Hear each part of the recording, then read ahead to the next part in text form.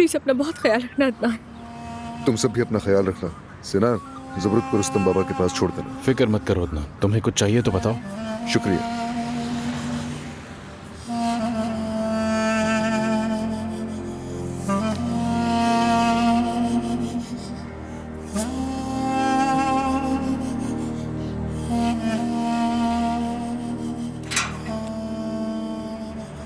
सिनान, वो अदनान को छोड़ देंगे ना?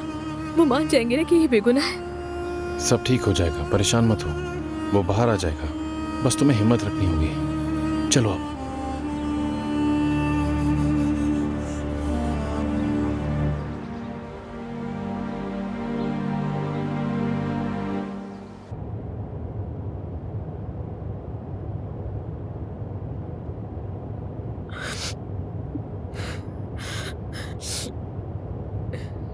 सिनान, अगर कोई मसला नहीं तो हम हवेली के रास्ते से जा सकते हैं। हाँ जा सकते हैं, लेकिन अगर तुम्हें कुछ चाहिए तो मुझे बता दो, तुम्हें छोड़ के मैं खुद ले आऊंगा।